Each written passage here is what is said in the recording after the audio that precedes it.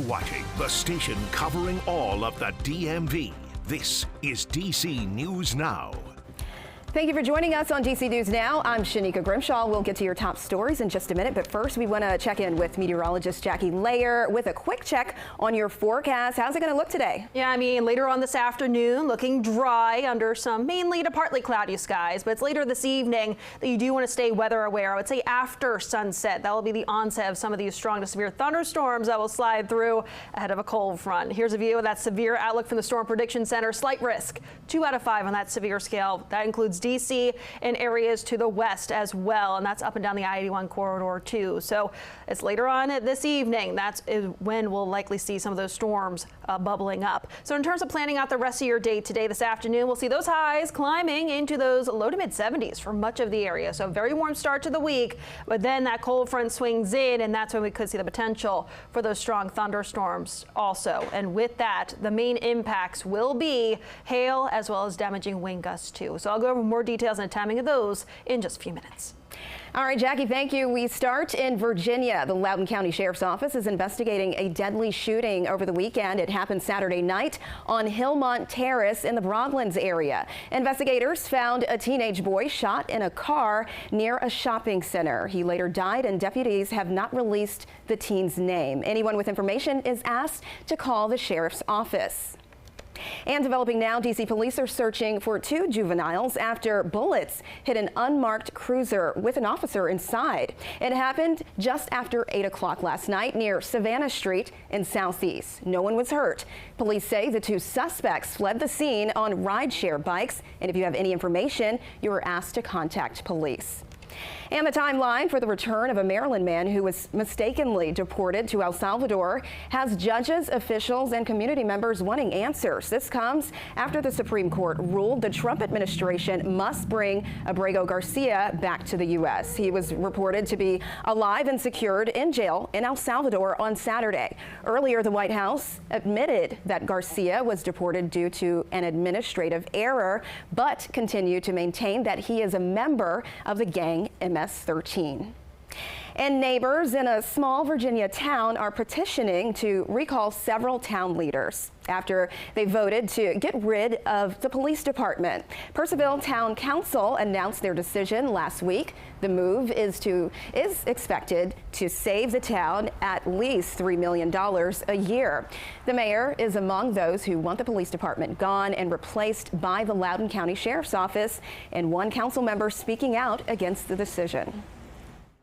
Residents are furious, and rightfully so. Any officers who leave to get other jobs because they have to feed their families and put food on the table, it's going to take a long time to bring those staffing numbers back up to where they are currently. The final vote for getting rid of the police department is expected to happen next Tuesday. And happening in Maryland, staying in Maryland, a Prince George's County police officer has been suspended from the force after being involved in a bar fight. This happening Saturday afternoon in Northwest DC at a bar near DuPont Circle. According to the police report, Lieutenant Jerry Ingram punched an employee in his face who was trying to break up a fight. Lieutenant Ingram, who has been on the force for over a decade, is now being charged with second-degree assault. It is unclear how long his suspension from the department will last. And developing now, 4 people, including a 4-year-old, were injured after a police chase on I-66 in Fairfax County. Virginia State Police initially called about an occupied car sitting on the shoulder at around mile marker 58. Now, officers arrived at the scene and they say they saw the 17-year-old driver acting weirdly. When they tried to tell them to turn off the car, the teen drove off. During the chase, a state trooper lost control of their car, hitting an SUV on the road. That SUV containing the driver and 2 passengers, including a 4-year-old. All of them are expected to be okay. Shortly after the crash, the teen stopped their car and was arrested, and they have been charged with eluding, driving without a license, and reckless driving. And a global trade war intensifies. Now, the world's two largest economies are amping up their retaliatory tariffs. China is now slapping a 125% tax on all American imports. Now, these tariffs making U.S. products like pharmaceuticals, planes, and soybeans potentially too expensive to sell to China. China leaders saying this is a response to President Trump putting a 145% tariff on all imports from China. This will likely jack up prices for electronics, clothing, and toys. Now, those tariffs are having an impact on local small businesses and shoppers. DC News Now's Max Marcilla shares that part of the story.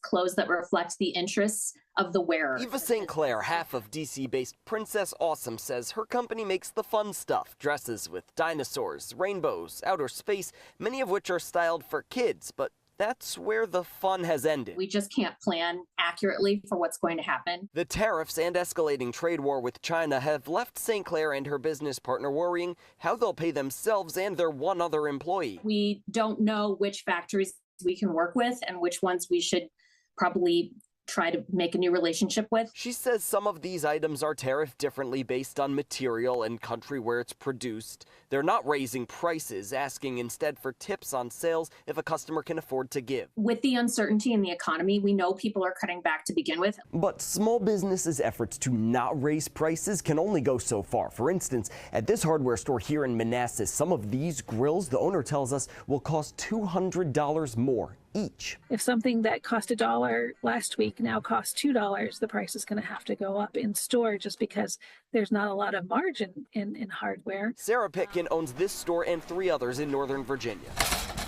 She says shoppers may not see a huge difference for many items yet, but the uncertainty is making her job of deciding what to buy and how many difficult. Knowing whether or not those specialty items, the larger items that we bring in, if we should be buying them now or waiting to see if this is just a lot of increase that's going to go away. Pitkin says she's looking to find more American-made products since much of what's sold in hardware stores comes from China, but both Pitkin and St. Clair say small businesses are taking the brunt of this trade war. We're not making 10,000 of the same item. We're making 400 or 500 in 10 sizes. Max Marcilla, DC News Now. And tomorrow is the deadline to file your 2024 taxes. For those who have not filed yet and are looking to save a few bucks, we've got some tips to help you out here. The IRS has a number of options to help last-minute filers if your tax situation is pretty straightforward. People living in 25 states, including Maryland, can use IRS Direct File to file your taxes, and that'll be for free. You can also go to IRS Free File to take care of your federal taxes and to get a 6-month extension if you need it. The most important thing, make sure your filing is as accurate as possible and minor mistakes may hold up your refund. All right, switching gears here, let's talk about the weather with meteorologist Jackie Layer. How's it going to look today? I hope warm enough. Yeah, I mean, it will be. We're going to be tracking those temperatures warming back up into those 70s to kickstart the work week. And then we'll also be tracking, though, that threat for some thunderstorms developing later this evening. So that storm threat, that's from 8 p.m. to about midnight. That is a time frame where you do want to stay weather aware, but also heads up that if you're already in bed by at least 10 p.m., I would think that you're going to be woken up by some of those storms. Winds will pick up tomorrow in the wake of this system and then returning towards sunshine and warmer temperatures returning later this week after we do see a bit of a cool down by the middle of the week. But again, highs today will top out into those 70s for much of the area. We're talking low 70s for DC. Could be reaching nearing 80 for the Shenandoah Valley as well as Culpeper, Orange, Fredericksburg. We do break out a little bit more of that sunshine into the early afternoon. That severe outlook for the day today from the Storm Prediction Center. We do have a good chunk of the region included in that slight risk. That slight risk, 2 out of 5 on that severe scale. That includes DC, Northern Virginia, even back over toward the Shenandoah Valley, the I-81 corridor as well. So heads up, those are the areas where we could see the potential for those storms to at least have the damaging wind gusts and the possibility of hail. So let's get right to Futurecast to show you the timing.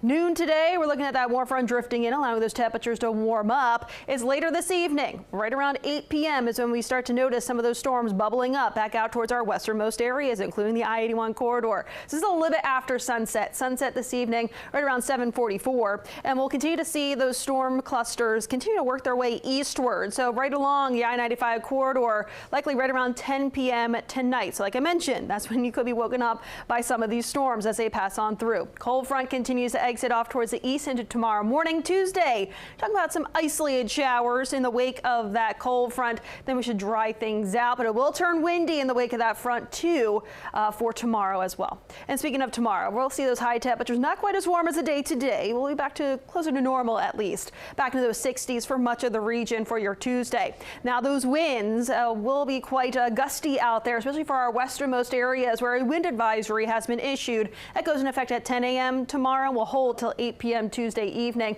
That's for gusts up to 50 miles per hour, especially for some of those higher elevations out that way. The rest of the region, though, we should be dealing with those gusts right around 35 miles per hour or higher as that cold front continues to exit. We'll turn windy out there. This particular model, though, showing that chance for a spot shower later on tomorrow afternoon and evening. We'll still be breezy out there on Wednesday. We'll be a little bit cooler, too. And then we'll see those high temperatures gradually warming up later this week with more of that sunshine. Here's for you the rest of that 7-day outlook. So go from the 70s today to 60s tomorrow, right around 60 on Wednesday, middle 60s Thursday, 70s by Friday, and then we should be right around 80 for the first half of this upcoming weekend.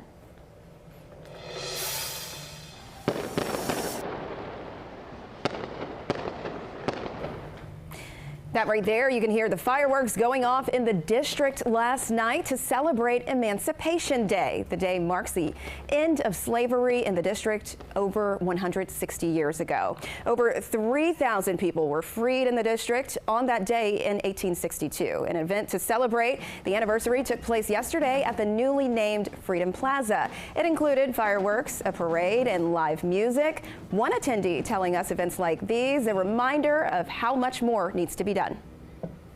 It is extremely important that these celebrations continue in order to remind many other people that we are still struggling.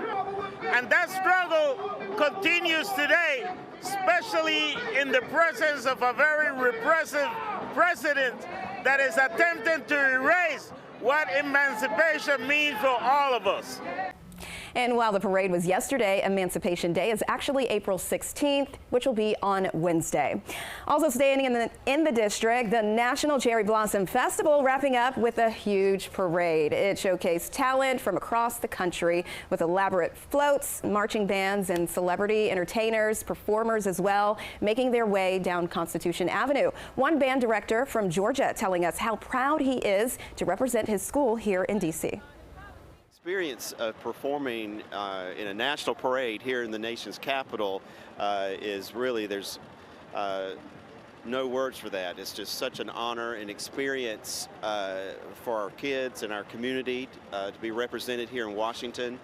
And so, yeah, it's a terrific event, steeped in history, and we're really excited to be a part of it.